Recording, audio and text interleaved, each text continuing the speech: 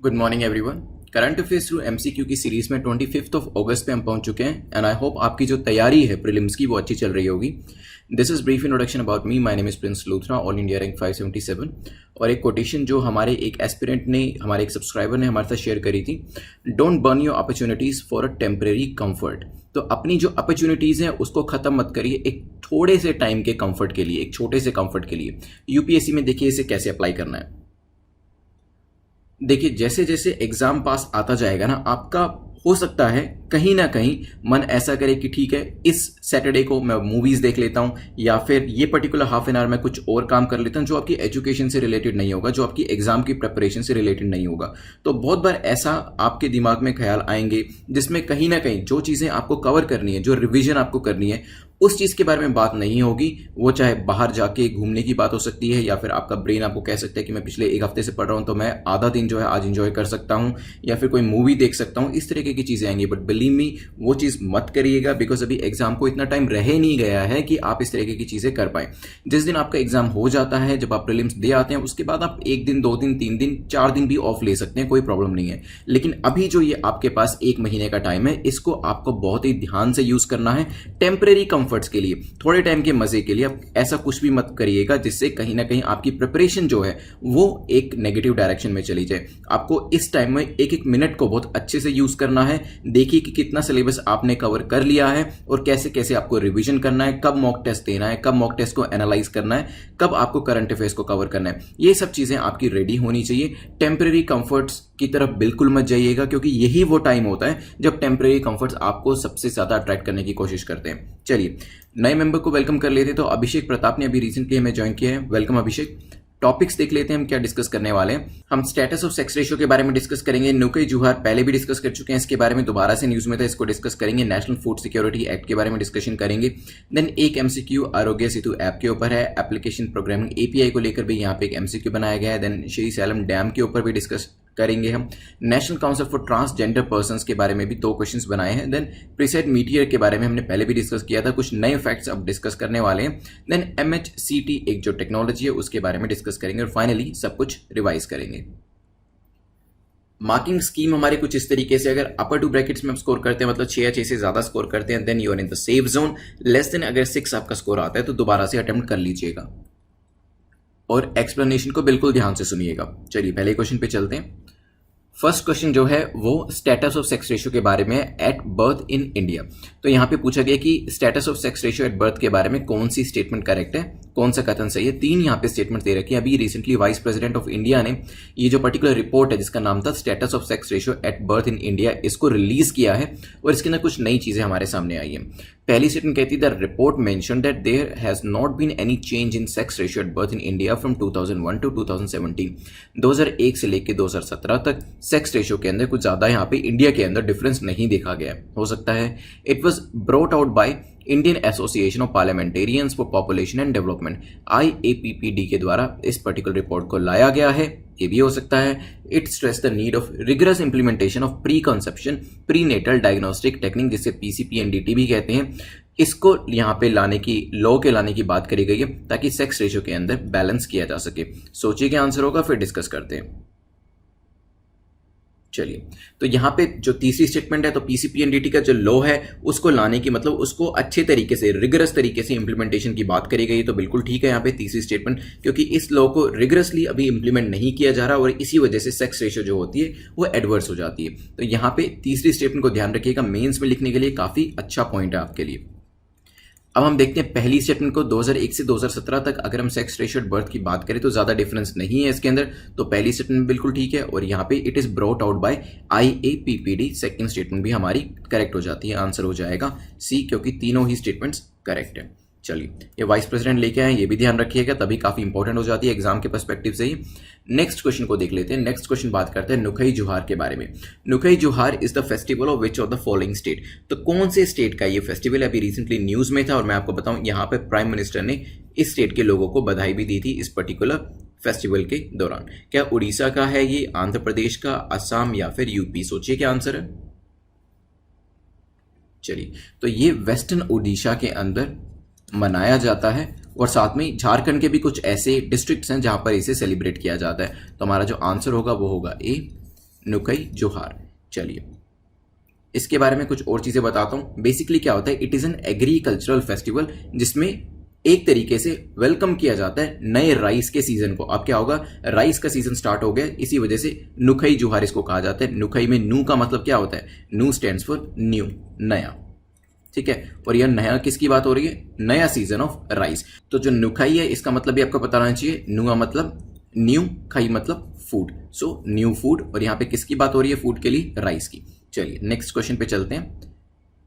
Next question is question number 3। दो statement दे रखे हैं और आपसे पूछा है basically national food security act के दो सेक्शंस दिए हुए हैं यहाँ पर, और आपसे पूछा है कि कौन सी स्टेटमेंट करेक्ट है, क्योंकि ये जो सेक्शंस थे न्यूज में दिए हुए थे तो मुझे लगा इसके ऊपर क्वेश्चन बना देना चाहिए। पहली स्टेटमेंट कहती है section 10 of the national food security act 2013 provides for coverage of persons under Antyodaya अन्न योजना। तो AAY अंत्योदय अन्न योजना जो है नेशनल फूड सिक्योरिटी एक्ट का जो सेक्शन 10 है ये उनकी कवरेज की बात करता है इसके अंदर, हो सकता है। सेक्शन 38 ऑफ द एक्ट किसका, नेशनल फूड सिक्योरिटी एक्ट का जो सेक्शन 38 है वो किसके बारे में बात करता है, वो कहता है कि सेंट्रल गवर्नमेंट में from time to time give direction to the state government. इस पर्टिकुलर फूड के लिए जो फूड डायरेक्टिव्स है स्टेट गवर्नमेंट को central government time to time बता सकती है एज पर सेक्शन 38। सोचिए क्या आंसर होगा, फिर डिस्कस करते हैं। चलिए तो department of food and public distribution इसने एक लेटर जो है वो सेंड किया है किसको, स्टेट गवर्नमेंट्स को एज वेल एज यूटीज को, जिसमें ऑल एलिजिबल डिसेबल पर्सन जो है उनको कहा गया कि वो भी इंक्लूडेड रहेंगे नेशनल फूड सिक्योरिटी एक्ट के अंदर। तो सेक्शन 10 जो है नेशनल फूड सिक्योरिटी एक्ट 2013 का वो कहता है कि जो अंत्योदय अन्न योजना के जो एलिजिबल लोग हैं वो इसके अंदर कवर किए जाएंगे। तो पहली स्टेटमेंट बिल्कुल ठीक है। और सेक्शन 38 के हिसाब से सेंट्रल गवर्नमेंट चाहिए तो स्टेट गवर्नमेंट्स को वेरियस डायरेक्टिव जो है वो दे सकती है। तो दोनों स्टेटमेंट्स हमारी यहाँ पे करेक्ट हो जाती है, आंसर हो जाएगा सी।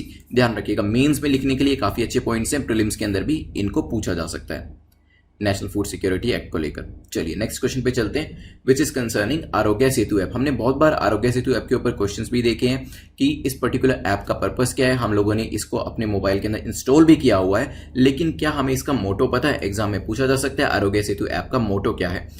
पहला कहता है मैं सुरक्षित हम सुरक्षित, मैं सुरक्षित हूं तो हम सुरक्षित है। मैं सुरक्षित भारत सुरक्षित, क्या ये मोटो है। मैं सुरक्षित भारत सुरक्षित विश्व सुरक्षित, क्या ये मोटो है। या फिर मैं सुरक्षित हम सुरक्षित भारत सुरक्षित। सोचिए क्या आंसर होगा। बिल्कुल एग्जाम के लिए बहुत इंपॉर्टेंट क्वेश्चन, आपको इसका मोटो पता होना चाहिए। चलिए तो यहां पे हमारा आंसर है डी, मैं सुरक्षित हम सुरक्षित भारत सुरक्षित, which means I am protected, hence we are protected, hence India is protected. D is the correct answer.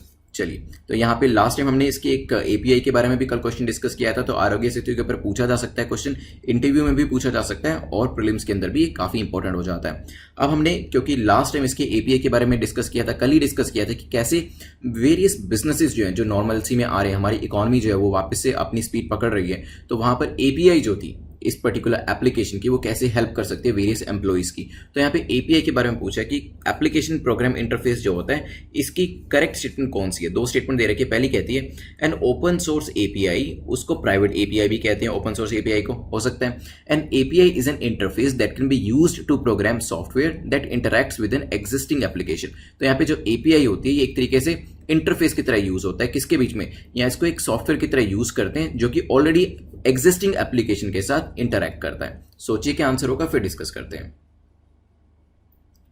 चलिए तो यहाँ पे यस एपीआई जो होता है जिसे एप्लीकेशन प्रोग्रामिंग इंटरफेस कहते हैं, नाम में ही इंटरफेस है, तो ऑलरेडी एग्जिस्टिंग एप्लीकेशन के साथ ये पर्टिकुलर जो सॉफ्टवेयर होता है छोटा सा उसे प्रोग्राम किया जाता है, और एक एडेड एडवांटेज जो होता है, एक एडेड फैसिलिटी जो होता है वो ऑलरेडी एग्जिस्टिंग सॉफ्टवेयर के अंदर ये ऐड कर देता है। ठीक है, तो ओपन एपीआई जो होते हैं ये इंटरनेट पे पब्लिश किए जाते हैं, फ्रीली इसे शेयर किया जाता है, नाम में ही ओपन है तो ओपनली इसे शेयर किया जाता है, कोई पैसा नहीं होता है इसका, और it allows the owner of a network accessible service to give universal access to consumer. मतलब यहां पर जो ओनर है वो सभी को इक्वल एक्सेस जो है इसका दे रहा है और इसके बदले कुछ चार्ज नहीं कर रहा है। ओपन सोर्स एपीआई जो होती है it is the public API, ना कि प्राइवेट एपीआई, क्योंकि एट लार्ज पब्लिक इसको यूज कर सकती है। बहुत से लोग आप में से वीएलसी प्लेयर यूज करते होंगे अपने कंप्यूटर्स के अंदर, that is an open source platform. इसके अलावा कुछ लोग ओबीएस यूज करते होंगे, वो भी एक ओपन सोर्स सॉफ्टवेयर है। तो ये जो है बेसिकली फ्रीली अवेलेबल होते हैं online over the internet for public at large. हमारा जो आंसर होगा बी हो जाएगा।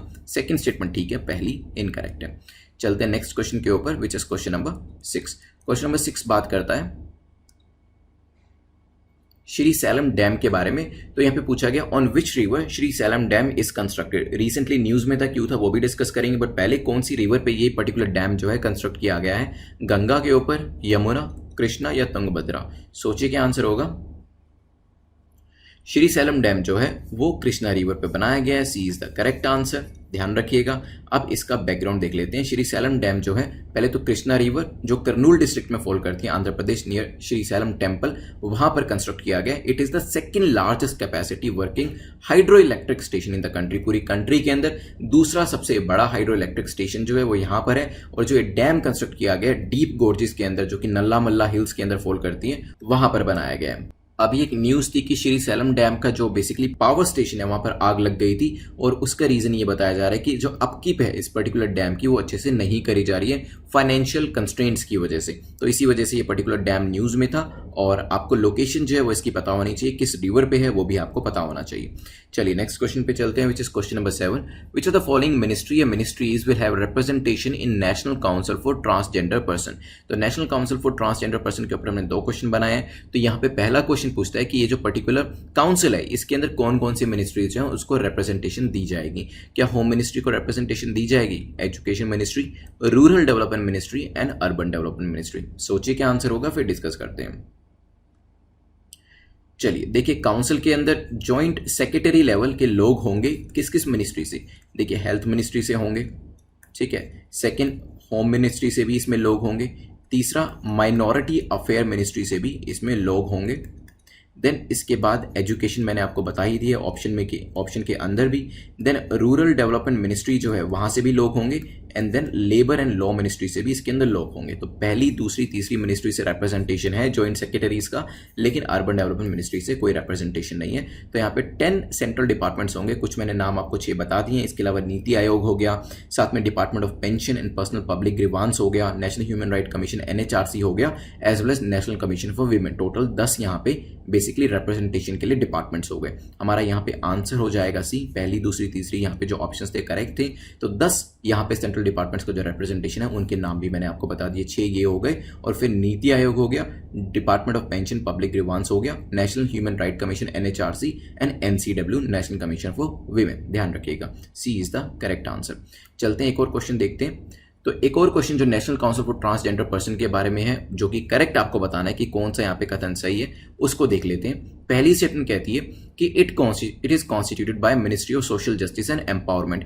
इसे ministry of social justice and empowerment के द्वारा कॉन्स्टिट्यूट किया गया। किसको? इस काउंसिल को। The act of transgender person yet to be pass. तो जो ट्रांसजेंडर पर्सन के ऊपर जो एक्ट बनाने की काफी टाइम पहले बात जा रही थी, उसको अभी भी पास नहीं किया गया है, उसको अभी भी पास किया जाना बाकी है, हो सकता है। Third, the act defines a transgender person as one whose gender does not match the gender assigned at birth. तो यहाँ पे ट्रांसजेंडर पर्सन की जो डेफिनेशन है, एक्ट डिफाइन करता है कि वो इस तरीके से है। इसमें होता क्या है, जहां पर जेंडर ऑफ द इंडिविजुअल वो बर्थ के टाइम पे जो उसका जेंडर था उससे मैच नहीं खाता है, तो हम कहते हैं कि वो इंडिविजुअल ट्रांसजेंडर है। सोचिए क्या आंसर होगा, फिर डिस्कस करते हैं। चलिए देखिए, अगर तीसरी स्टेटमेंट देखें, यहां तो पहले ही बता दिया एक्ट डिफाइंस, मतलब कोई ना कोई एक्ट तो एग्जिस्ट करता ही है, तो सेकंड स्टेटमेंट अपने आप ही गलत हो जाती है। इस तरीके से आपको बिल्कुल ध्यान से स्टेटमेंट को पढ़ना है। Act of transgender person yet to be passed, कैसे हो सकता है कि अभी तक पास नहीं हुआ? क्योंकि तीसरी स्टेटमेंट तो कह ही रही है, या तो फिर सेकंड स्टेटमेंट गलत है या तीसरी स्टेटमेंट गलत है। तो यहाँ पे तीसरी स्टेटमेंट तो हमारी ठीक है, जिसमें ट्रांसजेंडर पर्सन को डिफाइन किया गया है, जिसका जो जेंडर है और जो उसका बर्थ के टाइम पे जेंडर था वो मैच नहीं करता, उसे ट्रांसजेंडर कहते हैं। तीसरी स्टेटमेंट ठीक है, तो सेकंड अपने आप ही गलत हो जाती है। मतलब ऑलरेडी जो ये एक्ट है 2019 में पास किया जा चुका है, 2019 का एक्ट है, एक्ट ऑफ ट्रांसजेंडर पर्सन, जो ऑलरेडी एग्जिस्ट करता है। और ये एक्ट डिफाइन करता है कि ट्रांसजेंडर पर्सन वो है जिसका gender does not match the gender जो उसको बर्थ के टाइम पे असाइन किया गया था। तो मान लीजिए अभी वो कहता है कि मैं फीमेल हूं, बर्थ के टाइम पे मेल कहा गया था, या फीमेल बर्थ के टाइम पे, और अभी कहते हैं कि मेल, तो यहाँ पे ट्रांसजेंडर उनको कहा जाएगा। इसमें कौन कौन से लोग होते हैं? इसमें ट्रांस मेन भी हो सकते हैं, ट्रांस वीमेन भी हो सकते हैं, पर्सन विद इंटरसेक्स वेरिएशन भी हो सकते हैं, जेंडर क्वेयर्स भी हो सकते हैं। ये सभी एक्ट के अंदर ही दिया गया है। और सोशियो कल्चरल आइडेंटिटीज जिनकी चेंज हुई है वो लोग भी हो सकते हैं। चलिए तो यहाँ पे पहली स्टेटमेंट को देखते हैं जो हमारी बची है, वो है it is constituted by ministry of social justice and empowerment. बिल्कुल ठीक स्टेटमेंट है, पहली और तीसरी स्टेटमेंट ठीक होने की वजह से आंसर हो जाएगा बी। चलते हैं 9th क्वेश्चन के ऊपर।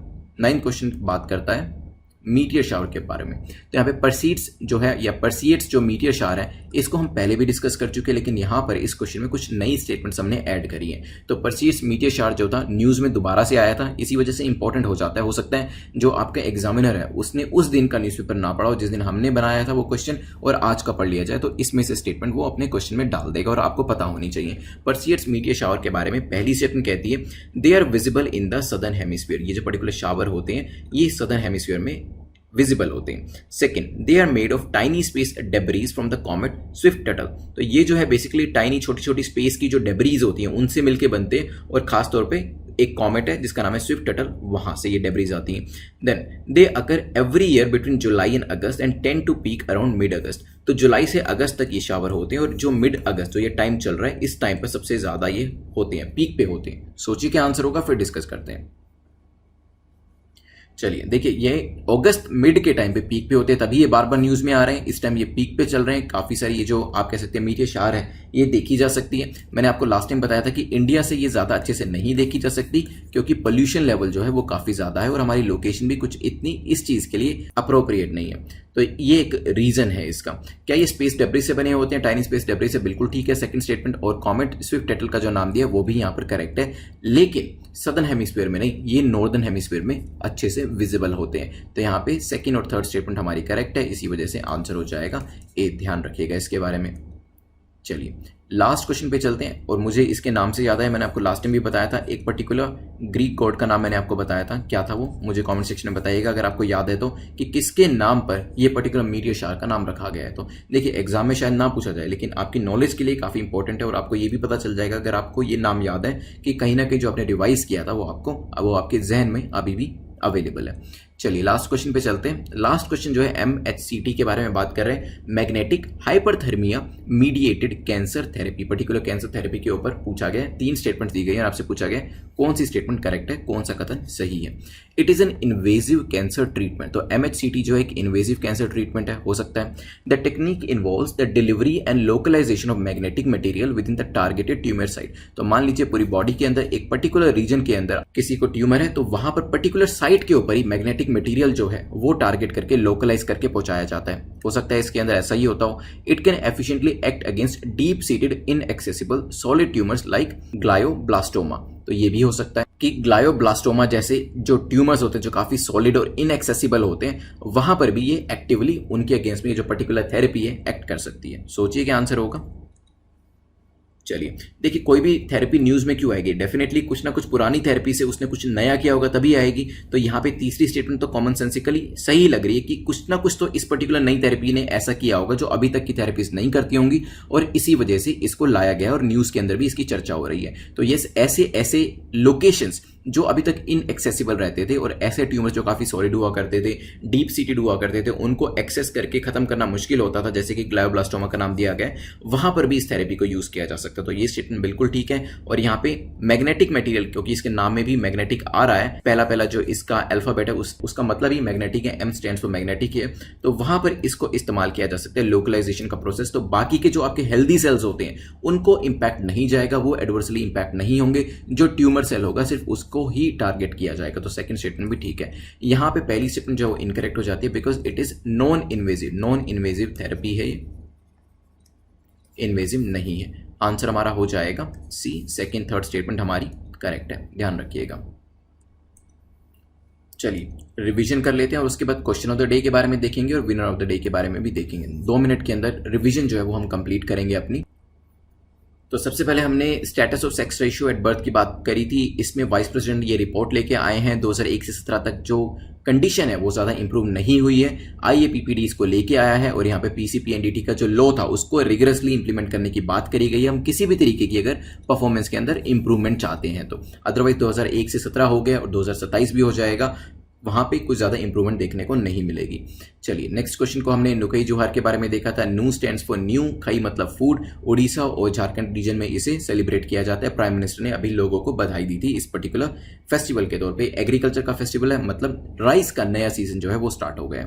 फिर हमने यहाँ पे सेक्शन 10 सेक्शन 38 के बारे में देखा था। सेंट्रल स्टेट को गाइडलाइंस दे सकता है और अंत्योदय अन्न योजना के जो पर्सन होंगे वो भी इसमें इंक्लूड किए जाएंगे, ये हमने पढ़ा था।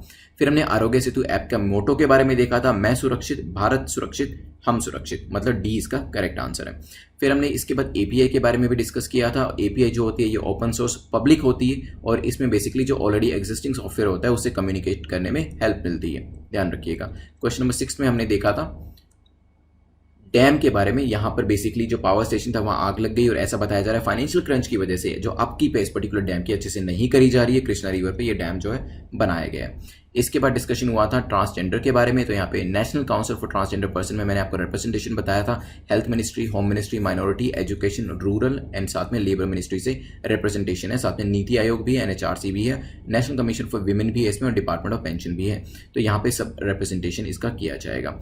नेक्स्ट हमने इसी से रिलेटेड एक क्वेश्चन देखा था, किसने कॉन्स्टिट्यूट किया है इस काउंसिल को, national council for transgender person को ministry of social justice and empowerment ने। और यहाँ पे एक्ट भी 2019 का आ चुका है जिसमें ये डिफाइन किया गया ट्रांसजेंडर पर्सन उसको कहा जाएगा जिसका gender does not match gender जो उसके बर्थ के टाइम पे था। ठीक है, इसमें कौन कौन से लोग होते हैं जो डेफिनेशन के हिसाब से वो भी मैंने आपको बता दिया था।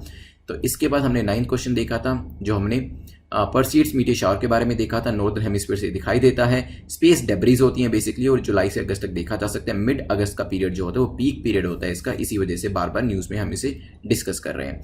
फिर हमने लास्ट में MHCT के बारे में देखा था which is magnetic hyperthermia mediated cancer therapy. Non invasive है ये बेसिकली और जहाँ पे पर्टिकुलर ट्यूमर होता है उसी को ही टारगेट किया जाता है। काफ़ी एफिशिएंट है और ऐसे एरियाज जो अभी तक एक्सेस नहीं किए जा सकते थे पुरानी थेरेपीज के द्वारा उसको भी यहाँ पर एक्सेस किया जा सकेगा, ऐसे ट्यूमर्स को भी खत्म किया जा सकेगा। तो यहाँ पे 10 क्वेश्चन हमारे कंप्लीट होते हैं और मार्क्स जो है अपने कमेंट सेक्शन में जरूर लिख दीजिएगा। और प्रीलिम्स का जो क्वेश्चन है वो है नमत बसाई के बारे में। बताइए नमत बसाई जो हमने लास्ट टाइम डिस्कस किया था ये क्या है, एक लाइन में मुझे बताइएगा। और लास्ट टाइम जो क्वेश्चन पूछा था उसका करेक्ट आंसर दिया है अभिनव सिंह ने। अभिनव आप मुझे netmockprep@gmail.com पे बता दीजिएगा कि आपको जो PDF चाहिए वो हिंदी भाषा में चाहिए या इंग्लिश में चाहिए। जो कमेंट सेक्शन अपने मार्क्स जरूर लिख दीजिएगा। अगर 6 से कम स्कोर किया तो इसे अभी देख लीजिएगा, दोबारा से रिवाइज कर लीजिएगा, एक्सप्लेनेशन को बिल्कुल ध्यान से पढ़िएगा और चाहे तो नोट्स भी बना सकते हैं। 6 से ज़्यादा स्कोर किया है तो आफ्टर 24 आवर्स इसे एक बार रिवाइज कर लीजिएगा। कोई भी डाउट है तो टेलीग्राम का लिंक नीचे डिस्क्रिप्शन में दिया गया है, PDF भी आपको इसकी वहीं मिल जाएगी टेलीग्राम लिंक के अंदर। You can subscribe the channel, bell icon को प्रेस कर दीजिएगा ताकि नोटिफिकेशंस जो है वो आपको मिलते रहें। Thanks for watching.